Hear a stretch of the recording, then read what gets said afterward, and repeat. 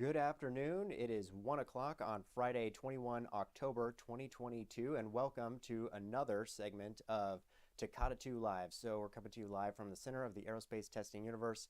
I'm Colonel Matt Kaspers, the Vice Wing Commander of the 412 Test Wing, and I'm joined here by Wing Command Chief Ward-Swanigan.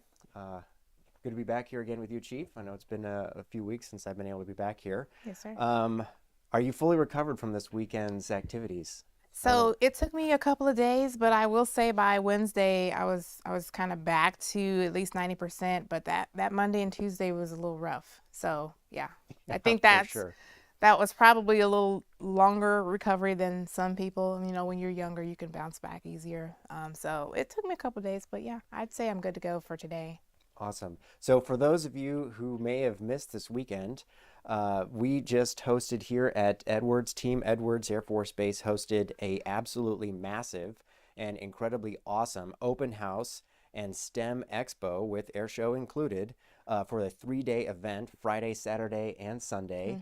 And it was the first one that we've had in 13 years since 2009. And as I understand it, there are a lot of firsts associated with many of each of the days and each of the events, the open house plus the STEM Expo, the Science, Technology, Engineering, and Math Expo, which was held in our enormous hangar 1600. And we're gonna go over and recap a little bit of the air show, open house, and STEM Expo here this week, and say thank you to the over 600 volunteers that we had from within the base, all across Team Edwards, from both 412 Test Wing and from all of our mission partners here, and then also from the community. So we really couldn't have done this. It was a major lift to pull off this open house, and it truly was an open house with having the community here.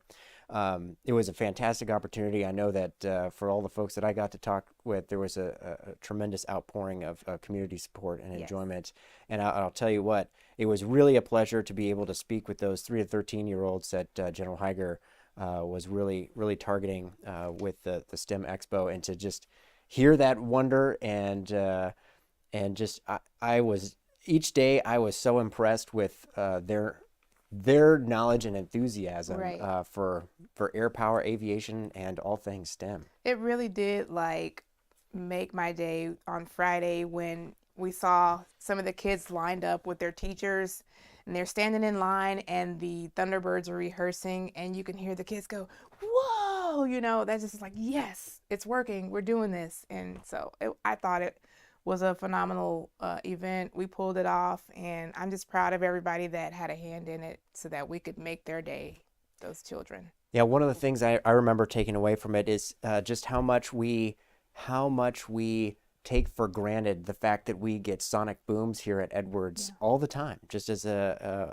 matter of our daily business here. But for all those kids out here who are learning about airplanes and aviation and how airplanes fly, to be able to experience that, a sonic boom for likely the first time, and then also to do that on the 75th anniversary of supersonic flight on Friday, which was another, it feels like ages ago. I know it was just 1 week ago that we were celebrating that 75th anniversary.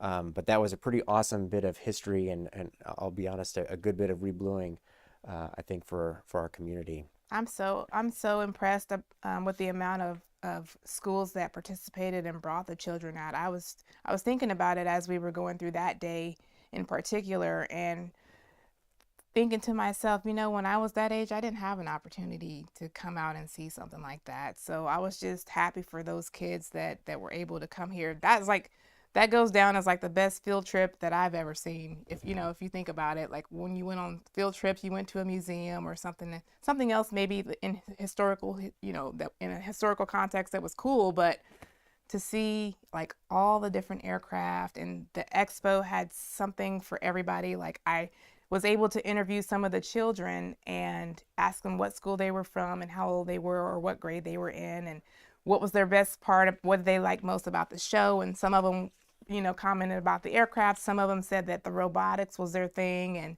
yeah, it was just a good thing to witness. And I'm really glad that we were able to offer something like that. Yeah, that was awesome. So before we toss it over to Major Sam Freeland and Master Sergeant Jeremy Nielsen to help provide a little bit more detailed recap of the open house and throw out some more thanks, I'd like to thank again the over 600 plus volunteers that we had who are our Warriors of the Week here at Team Edwards. And we'd like to show a highlight reel. And while that's playing, don't forget to text in your questions, 707-412-8922, and we'll be answering your questions throughout the hour. So if you could play the highlight reel from the air show, please.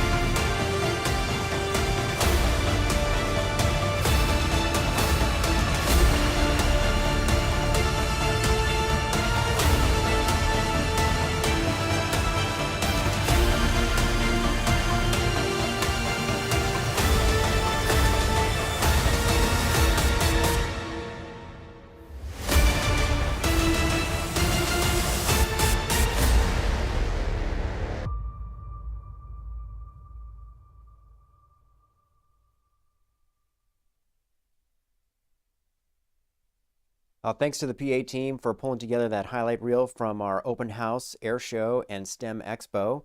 That was incredible. Again, I know it was only not even a week ago it was complete, but it was incredible to get to see all those pieces together and everything that came together. So, with that, I'd like to go ahead and turn it over to Major Sam Freeland to be able to talk and recap a little bit more about the air show and just some of the awesome milestones that we had over the open house weekend. Yes, sir. Thank you very much.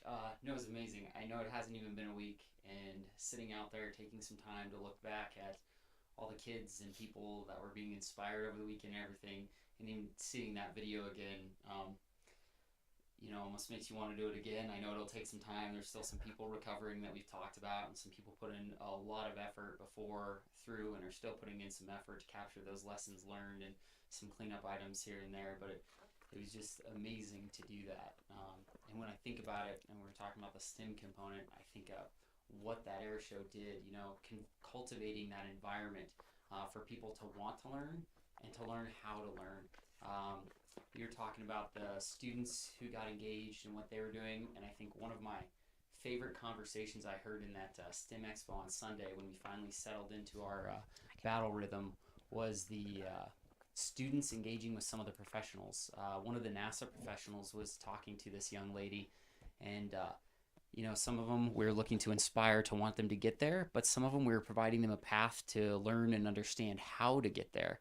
And I think my favorite question was from this young lady to the NASA professional asking, well, do I study physics? What are my best chances of that? And she already knew what she wanted to do and with plenty of inspiration, but had that interaction and that availability of somebody to talk about what is the roadmap even to get there too. So some of them showed up with plenty of inspiration. We probably inspired some others, and then really gave them the full gamut of things they needed to lay out what they want to do to succeed once they see what you can do with that. That was probably my most inspirational moment of that. I mean, from the thousands of STEM students on Friday who are packing in there and getting through and getting those interactions and carrying that through the weekend. So that was a huge highlight for me. Yeah, even my own children out there interacting with the Boston Dynamics robots and things like that, the robotics fields. Although they'll still say their number one was the bouncy castles. That's hard to compete with. They did enjoy that thoroughly. Um, but they definitely learned and were inspired a lot by those interactions and those other folks there, especially throughout the STEM when we look at just the rundown of how it was laid out, not just the booths, but the meeting a professional capacity. I had 12 hours scheduled with 20-minute blocks each over those days for 36 total engagements, opportunities to engage with professionals across a breadth of backgrounds, from our flight test engineers through our test pilot professionals, and just a huge spectrum of people that come together in that STEM environment to make these things happen, and just providing that accessibility and just the amount of variety in that too, whether you're not sure what you want to do, or as a 3 to 13-year-old, if you're just thinking about it, just to get that layout and have it all in front of you to kind of start scratching at the surface of those things, and have a very open way to explore that and figure out where you want to go. It was just absolutely amazing and inspiring to to stand behind some of the booths and not look at the booths, but look at the people and the children interacting with those. And I think that's the one metric that's going to be the toughest to measure, but you could see it written on all the faces was the level of inspiration that we were providing, and that intrigue and getting them engaged to follow on and want to pursue those and find what appeals to all those 3 to 13-year-olds that were out there for us. So I think that was my biggest inspirational moment, and I think Edwards just being uniquely situated for STEM. I came on the team about a year ago to plan this, and the STEM Expo was already a part of that, but huge thanks to all the leadership and individuals who supported that and made it a part of it. Just how we're situated with NASA, Edwards, and our cutting edge things as we push those boundaries into the future, how we're situated to put that on display and engage people. It's just amazing, and to be able to share that with all those people was absolutely inspiring, and I'm very thankful that I had the opportunity to do that and had the people to support that, and the climate and the right place and location and time to make all that come together. So That's a big part. I think we're estimating like 9,000 students on Friday, but then we just kept accumulating because when we open up the gates Saturday through Sunday, looking at possibly 23,000 or more that were able to engage in the STEM components. Just trying to get my family out there. I told them to target a little later because they might get some more time. You know, we're going to give the Friday to the schools, but there was still that engagement and still a lot of people coming out through the weekend to see Hangar 1600. And you're talking about the size of it. I think we plotted out, I want to say it's over 140,000 square feet dedicated to that one component of the open house that we were able to share. So that was absolutely thrilling. And we had individuals like Master Sergeant Nielsen here really weighing in on that to make that come together, the planning, where everyone fits, whether it's, you know, power requirements across those booths, things like that. And our civil engineering group chipping in heavily with that too, to make sure when these professionals and outside organizations want to come in and they want to succeed and engage, that they have the tools, facilities, and everything they need to do so at the highest levels. So that was just thrilling across the board, and one of my absolute favorite components of it, and a highlight there. Other components that we rolled through there, we had a lot of firsts. You know, one, the size of the STEM Expo was a huge first for the Air Force, as far as I know, the largest Air Force STEM Expo in history. So it's amazing to be a part of that. And then even rolling through what we laid out outside that people could see on the ground for us. We had a total of 46 static displays, and you had a wide variety of backgrounds represented there too, and opportunities.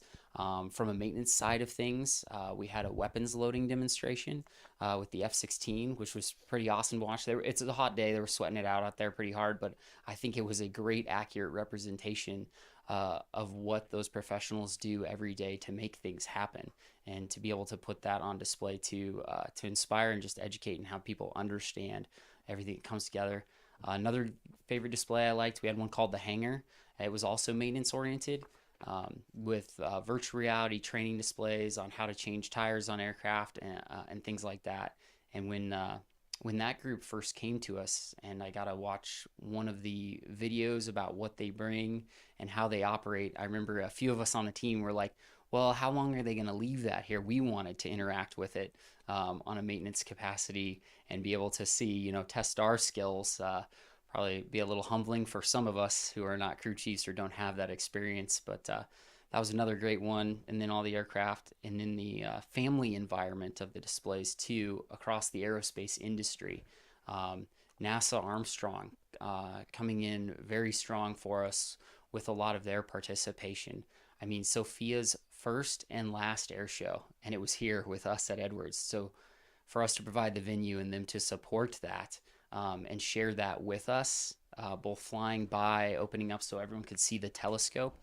I don't know if we'll ever see another flying telescope on a 747 again. I think the odds are pretty much nil on that. So to be able to see that, and she's normally so tied up flying around the world with the infrared astronomy research, to have that flyby, to be able to land here and then incorporate it and let people see that massive aircraft that is dedicated to advancing scientific research, flying, and then interact with it, with walking through it, and the international tilt of it as well too. All the German individuals who are supporting that platform, giving the tours. It was amazing. That was on my bucket list. That was the first one I took pictures of. I drove by in the morning before they were open yet and tried to get in there before a line developed and everybody else, and made a quick run through on my way somewhere else and transiting it. So Sophia was definitely a highlight. It was on my list. And then pairing with other partnerships in the area, you know, with Lockheed developing Dark Star, and it has, you know, enough components in there and enough realism, you know, when they worked on that for Top Gun 2, to be representative of something you could see someday. And the amount of people who are familiar with that, and the inspiration of that, and the fact that it used actual STEM to build something. I know I did get asked on the news, hey, is that fly? No, it does not, but it's close enough to make you think it could, and have some components of reality there, where even if you want to understand how it was built and utilized for the movie, there's still STEM principles, and those folks who design those things and make advancements in there put their knowledge into that to get it pretty close to what you may see, as we chase faster and farther and continue to make advancements and things like that. So I know those were some of the big hits for a lot of people, whether you were an aviation buff or not. Those are pretty easy to see and appreciate when you're standing there next to them. So those were some of those hits. And then the flight portion, big firsts for that for Edwards. Major Nerf Neely put together an air power demonstration. And once again, the professionals at Edwards and the diversity we have in those professionals, all of the aircraft you saw in that lineup were all from Edwards, and those were all Edwards crews. And we just happen to have all the subject matter experts here to be able to come together and put on a professional demonstration of how those aircraft and assets would be used in a combat environment in front of that crowd. So just really put that professionalism on display. I mean, we had the, I want to read the list to make sure I don't miss any, but KC-46, F-16, F-22, F-35, B-1, C-17, and C-12, and our test parachute program support individuals all coming together to paint the entire spectrum of one component of air combat and how that could be applied to an airfield, and to put that into a small, less than 1 hour demonstration and provide that to everybody so they can understand, interact, and get engaged. When you take that STEM Expo lessons learned and you kind of put those building blocks together, and that's really what it amounts to, and is kind of the pinnacle of all that that we were able to put on and display there. So that was that was an amazing, I think, demonstration versus compared to seeing an aircraft just go by, getting an idea of the utility of it and what the mission impact could be and how you utilize those. And then to top it all off with the Thunderbirds, always amazing. Probably one of the number one questions I get from the crowd walking around: when are the Thunderbirds coming on? We want to make sure we're in the right place at the right time for those. Our Wings of Blue from the Air Force Academy coming out to support us.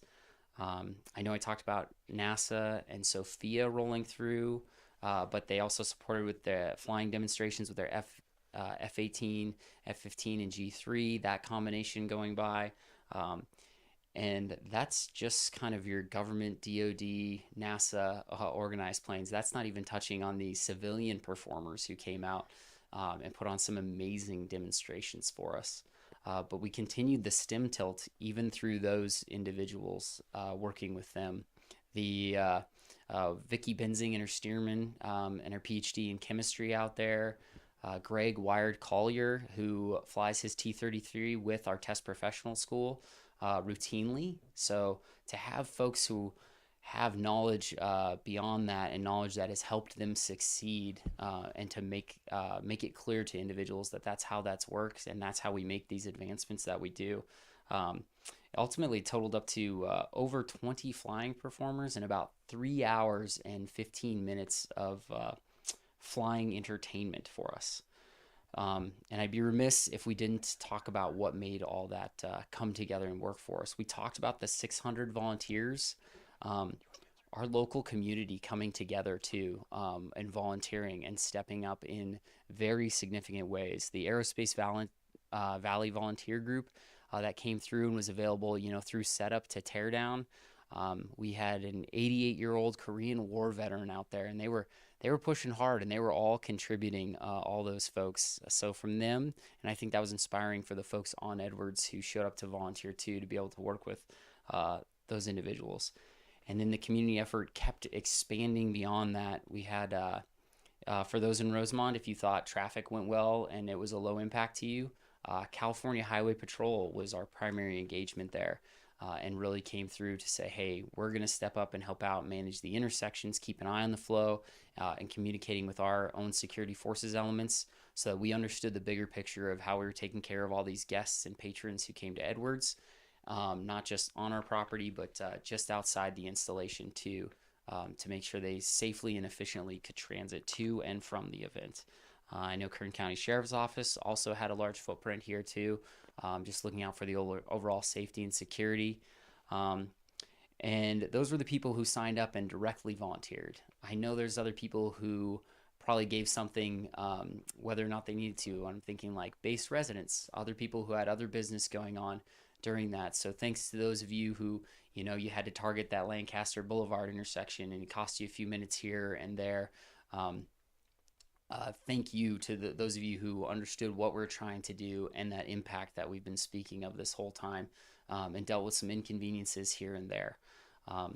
So big things with that too is we are always open to feedback and improving. That's how we're going to keep breaking those barriers, is being honest with ourselves about that. So if you're looking to provide that feedback, if you've got the app, there is a feedback mechanism. It's pretty straightforward on the very front of it. So if you have the Airshow app downloaded and you open that up and you want to provide feedback, we currently have folks in PA monitoring that, and we will be reviewing that routinely. So if you need to use that for feedback or you want to leave something for any potential follow-up contact, please do open that up. Help us understand either where we succeeded or maybe where we could do better in supporting Edwards and everybody else in the future. And that'll help us with that. But just absolutely amazing. Sharing the sonic booms with individuals. I feel like there was a lot of people who that was probably the first time they've ever experienced that. And who knows, maybe kind of their last time, as they get more and more rare, or people won't know, as NASA advances their research in making sonic booms more subtle, directing them into outside of there. Sonic booms may proliferate, but nobody will experience them in a manner where the intent is to focus that sonic boom so that you can understand that even 30,000 feet above your head, what the power of that is. So we're just absolutely thrilled to share that with everybody. Major lift across Edwards. We talk about the volunteers, but even some people performing their core duties, what they would normally do Monday through Friday. You've got the civil engineering group, 449 chem toilets, right? It's absolutely critical, and a lot of people can speak to that. 2 miles of electrical distribution, 500 trash cans. So CE does that lift, and then that goes back to thanking our volunteers who are policing the ramp and emptying those trash cans up to keep up with the rate that when you talk 38,000 people, the rate that they produce trash. 12 separate sources of potable water. That was huge. We're looking at the climatology planning in this and what people are going to experience weather-wise. The average high normally during this year is 80. Saturday, we're sitting, I think, 87, and then it dropped a couple degrees for us on Sunday, and we saw big differences with that. And then that goes into kudos to our medical group and all those folks monitoring people. The amount of people who they had to take care of just because of those increased temperatures put a little more stress on everybody and everything. And that can tie easily back into all our volunteers. The number of people across Edwards who stepped up to help folks, whether it even appeared that they needed help, getting them to their vehicles and things like that. I think that's one of the pieces of feedback that I've also appreciated most, is highlighting and celebrating the professional interactions. We talked to the general public, and I know we had people across all spectrums out there with some golf carts kind of helping move people, especially towards the end of the event when some people needed some extra support, and just amazing feedback on the professionalism of those interactions. And I mean, we talked about showcasing it from the people performing, but I think we really showcased Edwards' professionalism with those low-level interactions when somebody needed an extra hand or just needed to be offered, whether or not they accepted it. And how they helped the guests and patrons, and really, even though they're all strangers and we haven't done this in 13 years, it was just a very warm welcome, was the attitude and environment that I saw walking around out there, and the feedback that we got from those guests. So absolutely thrilled to host them all and have everyone really just showcase what Edwards is all about. So those are the major highlights I had. I know everyone wants breakdowns of numbers for people we hosted. I think we're sitting around 38,000 for Saturday and 32,000 for Sunday. And it probably really has been since October 17th, 2009 that Edwards has had that many people on the installation. I'm not aware of any other events where we have opened it up that much or have that much demand for that interaction. Other things, I think we had 33 vendors out there, all the booths, the hot dogs, things like that. Uh, People we reached beyond actually showing up too. Supporting people who maybe couldn't drive or walk out there as well too. Currently, we're looking at 80,000 people had like meaningful engagement online where they're actually watching the show too. So our efforts to pursue means to live stream it or provide other access to it, even if you couldn't stand there and feel the sonic boom, that you could see a lot of those components and everything that go along with that, and still have some appreciation and engagement for that. Chief, I know I saw your video walking around the STEM Expo too, and there's a lot of other components. When you talk about the 411th and the F-22s, flying the flag supersonic to Chris in the corridor too, seeing some of the coverage of that, celebrating our test professionals and what they can go on to do with Lieutenant Colonel Astro Elliott, Thunderbird 1. I've seen the rundown video of that as well too, and talking about his pathway, you know, from test pilot to being Thunderbird 1, and then also he's got his weapons school background in there too. If we were listing his accomplishments, we probably don't have time in a single town hall to cover them all. Even when I watched that video, I learned about some that I wasn't aware of. So I think we're also able to succeed in providing accessibility in that content across a large spectrum of people who couldn't make it out here for the relatively long drive for our remote location. So huge success. So that goes primarily to our public affairs team doing that. Just every organization and every group really stepped up and owned their roles. I think one component, I went to a volunteer meeting last night in the local community to they were kind of celebrating what they contributed, and they were thrilled to help out with the show. And one phrase they kept reiterating and speaking to was that everybody on the team, you know, you don't have a lot of corporate knowledge after 13 years, so you don't know what the problems are going to be or when they're going to, you know, pop up. But everybody on the team had an attitude and came ready to not walk by problems. They saw things come up, and I think that's where we really succeeded in taking care of all the guests out here. And everyone came out. They said, "Hey, this may not be in my lane, but I can help with this, or I can find the person who can." And we had a ton of people stepping up outside maybe their comfort zone and their given function at the air show to accommodate and assist, inform, educate, and inspire everybody who came out there. And that was huge too. So I was inspired to see kind of the inspiration on the public half, and then also inspired to see how willing everybody was to help out and do that, and how just there's the positive attitude of the overall event as an air show, and that everyone came out there to enjoy it and to help everyone enjoy it. I think those were my major highlights. If you have questions about the air show or anything else too, you got the number there, but the 707-412-8922. So if you have questions, input, if you want to celebrate something for the air show, you can go ahead and send that in to us too. We'll celebrate with you.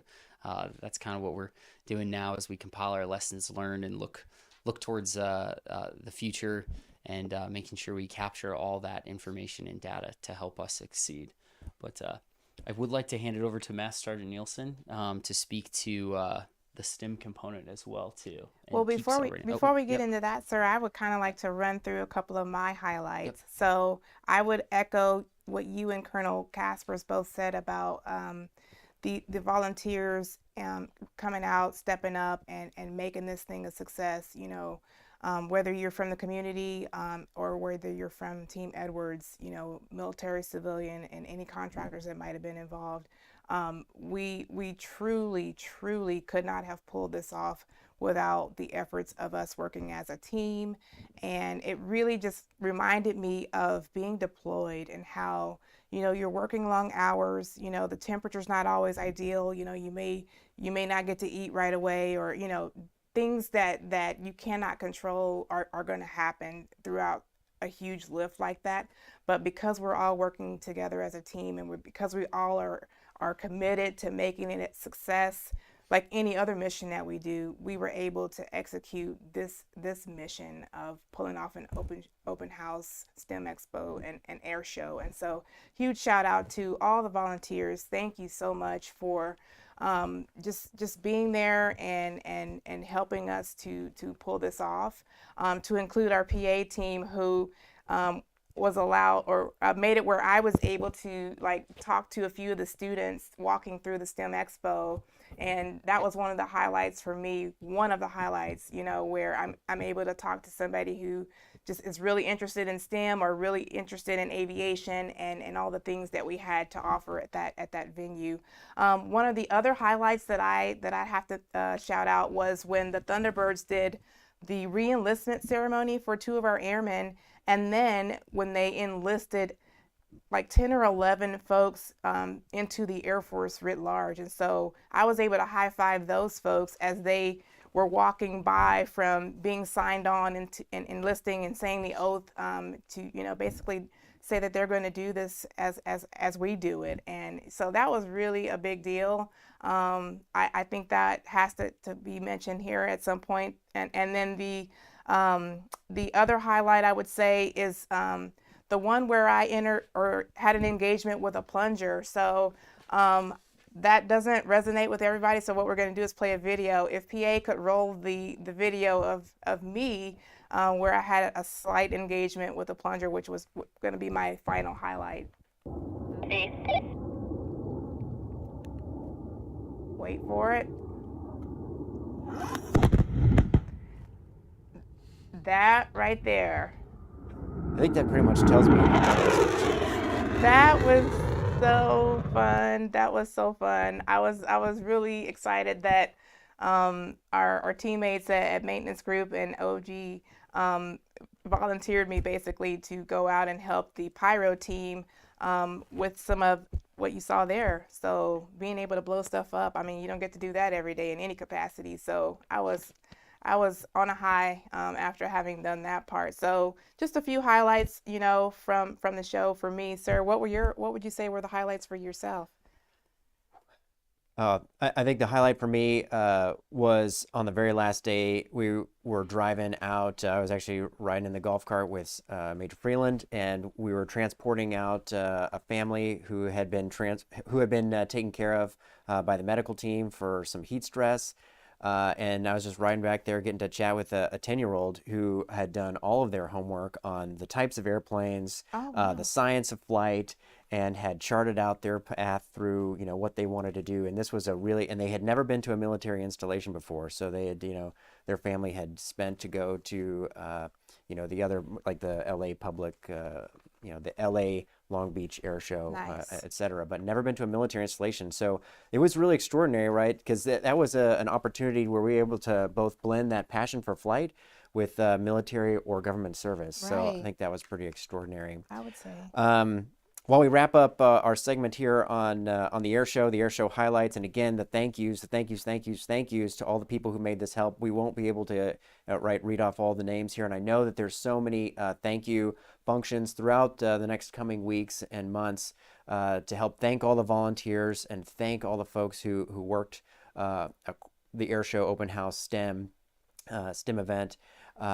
It was an extraordinary lift, and you know, there were some really difficult duties and jobs, and I think, you know, thanks to Major Freeland and Master Sergeant Nielsen for coming down here and supporting Town Hall today to provide that highlight and feedback to all the folks, because, you know, I know that in the run-up to the open house, right, there was a lot of planning, a lot of stress and a lot of issues to work through, but at the end of the day, that flexibility that you mentioned did pull it together. And I just want to foot stomp and highlight, if you do have feedback from the community, right, you can text that in 707-412-8922. We can pass that off to Major Freeland and his team to be able to capture that. And then also you can reach out directly for that and through the app. I think I hijacked Jeremy's highlights or his contribution to today's segment. So Jeremy, did you have anything that you wanted to highlight or tell us about your portion? Sorry about that. No, absolutely. I appreciate the chance to even be here. Thank you, Major Freeland. You were always a composed, professional individual, regardless of all the aspects that were going on. So thank you so much for your leadership. And from the STEM aspect, I would say the biggest thing was it was truly humbling to be part of an experience where we could all appreciate our kids are the future and they deserve to see a future that's better than what we currently have. And to see all the organizations align to that goal and create an environment where children could be inspired, we could be inspired, we could be there for each other to remind that regardless of what's going on, around the world, we are here because we want to make things better for the future, and we are never satisfied with what we currently have.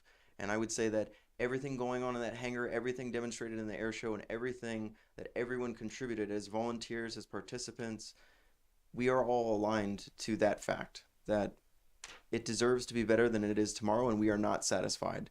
So thank you all to the community, to our contracting partners, to the military folks that definitely made it happen. STEM is a personal passion of mine. I think it's a strategic imperative and it's the future, but we really appreciate you guys making that possible. There were so many interactions with the kids just walking around, and we get so focused on, working and executing, but to be able to have that surreal moment throughout this process of realizing it's for something that has so much genuine meaning. And I hope that you guys are able to understand you are essential and key and absolutely 100% part of that. And these kids will remember that for the rest of their lives. But that was kind of my piece. There was a lot going on in the hangar. Had 64 booths, had about 30 statics. We had TPS, OG, maintenance group, Lockheed, Northrop, Boeing, Stratolaunch, NASA, all these organizations here. And it was my privilege to just watch every single one of them contribute to the benefit of our future, which are our children. So Awesome. Thank you all for that contribution. And thank you to the teachers who coordinated all the paperwork to get on the base, to get the buses. We know it's not easy to get on Edwards Air Force Base by design, but we appreciate your fortitude and your follow through to make this possible for these kids. I definitely never had something like this in Pueblo, Colorado. So I'm really glad that I was able to make that part of this community here and be part of the team that made it possible. Awesome. But thank you. Awesome. Thank you, Jeremy. Thank you, Major Freeland, for joining us here today. And since Ms. Van Hoy couldn't be here today, but on behalf of Ms. Lita Van Hoy, the STEM leader, and all of her team of volunteers, thank you to all the folks who pitched in, lend a hand, since it really is, and this open house was about that STEM Expo and that engagement with those young 3 to 13 minds who are still looking for, what are they going to do and getting interested in aviation and in service to our nation. So, this really is also, it's about competition and being able to compete on the strategic stage. So with that, I think, if you do have any other questions about the open house STEM, feel free to go ahead and text those in. We can toss them to Major Freeland and Master Sergeant Nielsen while they're here. But now we're going to pivot over to your questions. So we had a question come in. And the question is, can you provide a status on the TLE extension waivers and process? Chief, did you have an update on that? Yes, sir. So it was brought to my attention probably right before or after the air show. I want to say it was right before that the TLE extensions had expired on the 30th of September and it had an effect on our TLE here. While we were one of the bases that were approved for an extension to allow not only the 10 days to be 14 days, also we were able to allow folks to extend up to 60 days total in 10-day increments with the paperwork that we had processed prior to the 30th for our folks here, to include our tenants who live here as well. And the process changed when the Secretary of Defense launched the Taking Care of Service Members and Their Families initiative. What we had previously submitted was no longer valid, and it was after the 30th that we were notified that we needed to add some additional documentation in order for us to still get that approval, or that what would you call it? entitlement, if you will. Mhm. So we are running down, making sure that we have the right documentation in place to keep that going. And there are going to be more details coming up about whether or not you will be reimbursed, or whether or not the time period between 1 October and whenever we get the reapproval is going to just be out of pocket. So please stand by. We will definitely get that information out as we receive it. Yeah, we are definitely tracking that one. So thanks for the question. Yeah, thank you very much for that question. Again, text in your questions, 707-412-8922. To the PA booth, if you could throw up the Fall Fest flyer. So in the balance of time, while we wait for more questions to come in, we're going to throw up a couple of flyers. While they get that flyer up there, I'm going to remind all the folks who are residents on base, if you're a tenant on base, your CEL, the Tenant Housing Survey, should be in your inbox. And if you didn't receive it, please contact the housing survey or the housing office, military housing office, directly. That is an incredibly important tool for us gathering information about May Road and just the for May Road, for the privatized housing that's on base. You know, a lot of really good ideas come from that survey and from the community. You know, it is an important data gathering tool for May Road to be able to make adjustments that better meet the resident needs. So if you don't know what I'm talking about, and you haven't checked your email, or in case it didn't, make sure you check your personal email, both your government email, check your spam folder. It is an official survey that is really, really important. And we'll remind you again next week. But I understand through the housing office and with May Road, there is a friendly competition between the neighborhoods on who can get the most responses. So I don't remember actually who won last year, but the gauntlet has been thrown down. I know I've already started representing Palo Verde, so the survey doesn't take long at all. It depends really upon whether or not you have more comments to add in the box where you're able to just, put your inputs in there, versus the ones where you just select agree, disagree, and whatnot like that. So it didn't take long to fill out, but I'm going to be nudging everybody on the street so that we can win. I'm all about competition. Awesome. Yeah. Did you do your survey? I have not done my survey. Okay, well, we got to get on that. I did find it. I did locate it in my inbox. Okay. And I pulled it up and put a little flag on it and said, yep, do this. Okay. So Cool. we'll definitely get that done.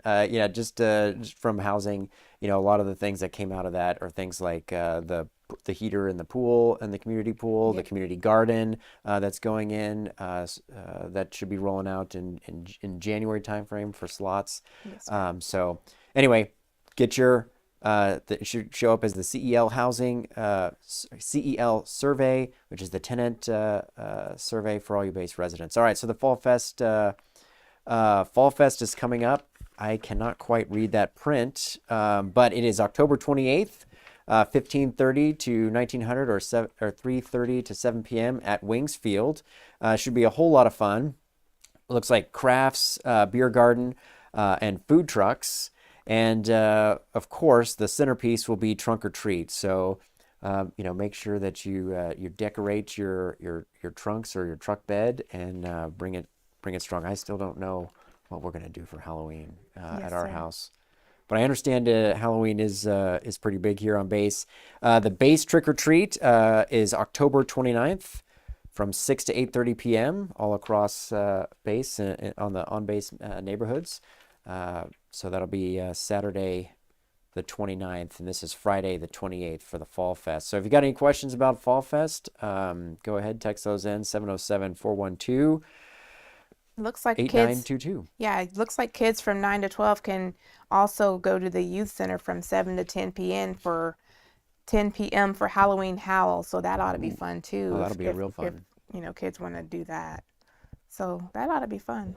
I know That'll be Fall Fest was pretty cool last year. Had my trunk somewhat decorated. I wasn't as creative as some of the other cars out there, but I was out there no less. So yeah. Yeah, anytime we have the FSS parties over there at Wings Field. They've always been a good time. I know, well, right after we got here this summer, we did the 4th of July bash. It was a lot of fun. Definitely great fun for the kids. A great family environment. So really enjoyed that. I'm sure the Fall Fest will be another one. So we'll see you out there Yes, sir. for the Fall Fest. So again, if you've got questions, Chief and I are sitting here ready for your questions. Text your questions in 707-412-8922. So while we wait for some more questions to come in, if you could throw up the earthquake preparedness graphic, the one specifically from Safety. Yep, that's the one. So this is from Safety.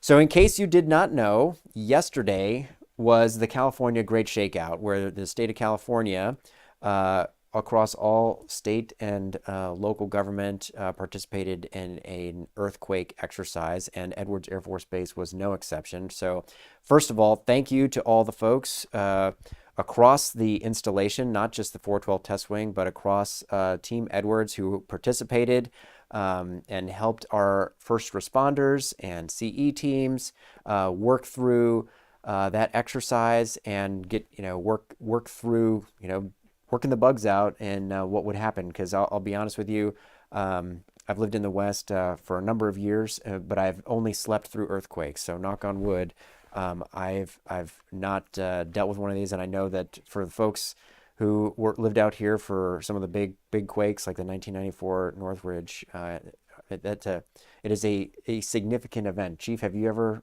experienced an earthquake?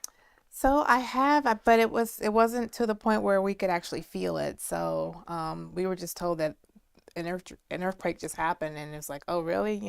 And you saw some of the pictures on the walls in some of the areas, but yeah, either slept through them or just didn't feel it. So yeah, I will say, having spent 15 years of my career in Florida, I've always been prepared for hurricanes, and I don't have an earthquake kit. So that would be something I would have to get together myself. So when they just had that flyer up with all the different tips, I saw a couple of items that I probably would need to secure for my own safety and preparedness. Absolutely. Yeah, if you could throw that flyer back up there, that's, again, a really good reminder, particularly for all the folks who PCS'd in or just like me, grew up in Texas, where the earthquakes are just not a thing. Unlike the hurricanes, we just don't know they're coming.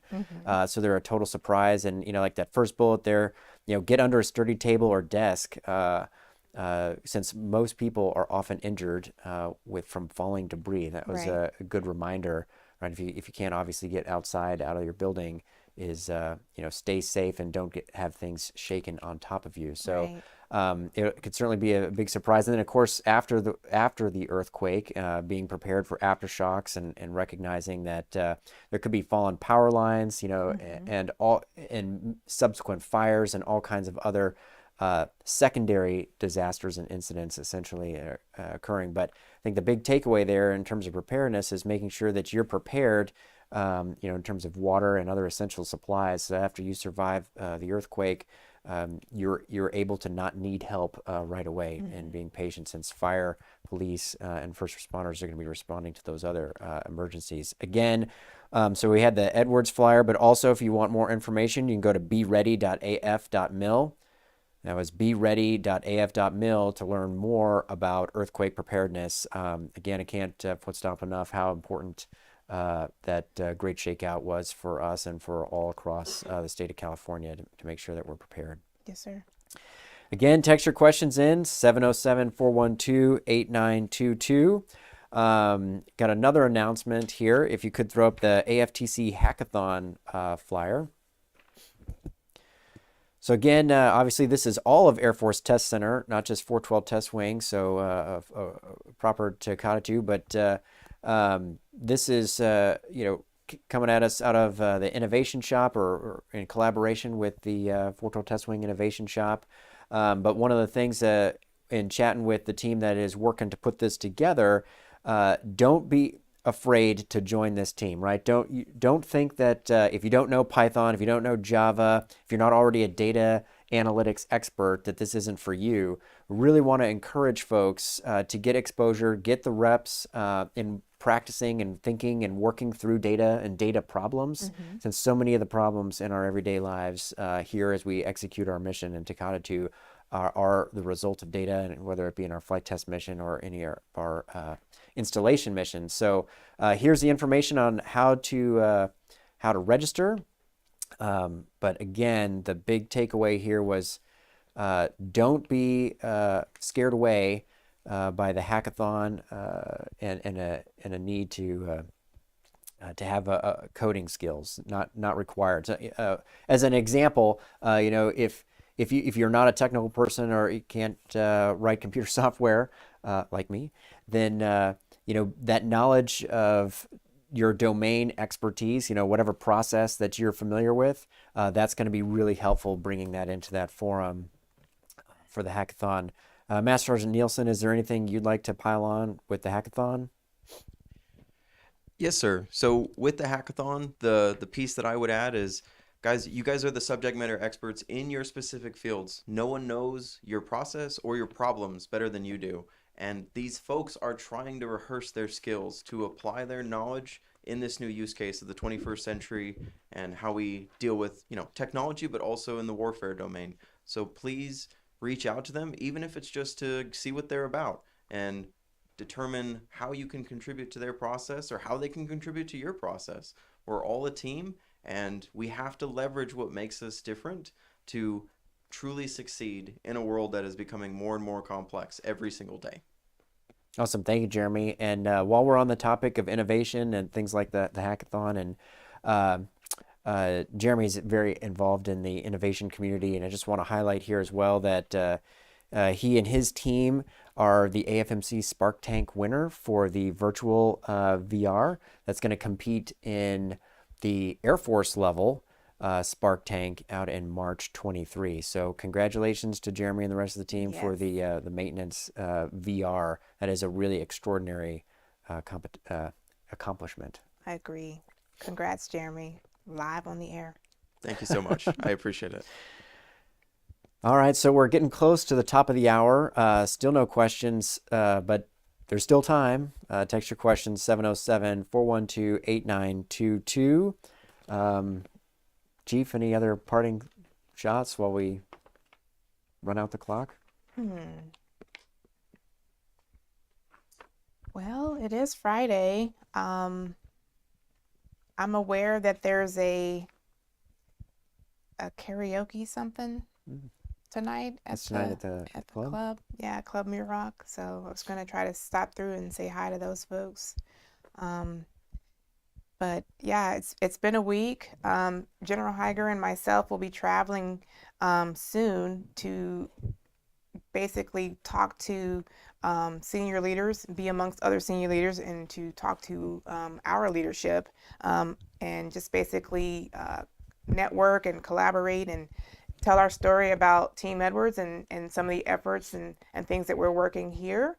And the hope is to make sure that those things get elevated at a higher level. So basically, you arm General Higer, and then he arms his boss to arm all the way up to the higher levels to make sure that things like remote and isolated base consideration and exception to policy for things are factored into OSD level, Air Force level, DoD level type of things. So I guess that's the nearest thing that I can think of that's coming up, and I'm hopeful that we can bring some good information back to the folks here. So yeah, other than that, sir, I would say, just a happy Friday, happy week, have a good weekend to everybody, and yeah, that's what I would sign off with. Thanks, Chief. So thank you all for joining us here for 21 October for our Friday afternoon town hall here in Takata 2. Thank you, Major Freeland, Master Sergeant Nielsen, for joining us and helping recap, and thank all of the over 600 plus volunteers and really our Edwards Warriors of the Week who helped make that open house and air show and STEM Expo actually happen. That was an extraordinary lift. And again, thank you, thank you, thank you. And we look forward to supporting and continuing the thank yous throughout the next coming weeks and months as we continue to capture lessons learned and debrief. So again, thank you to all the folks out there who are watching and helped participate and make the open house a possibility. And I think we'll close out, if again, if you didn't get enough open house and air show, thanks again to the PA team. You can go onto the Facebook and you can live stream any part of it to include the air combat power demo. You can listen to Colonel Mizell and Colonel Brown narrate that, so it will be captured in forever on the internet. And I suppose what better way to close out than if the PA team could have Chief blow it up one more time. Let me set it off real quick. Right. So thank you all for joining us. Text in those questions 707-412-8922 for next time.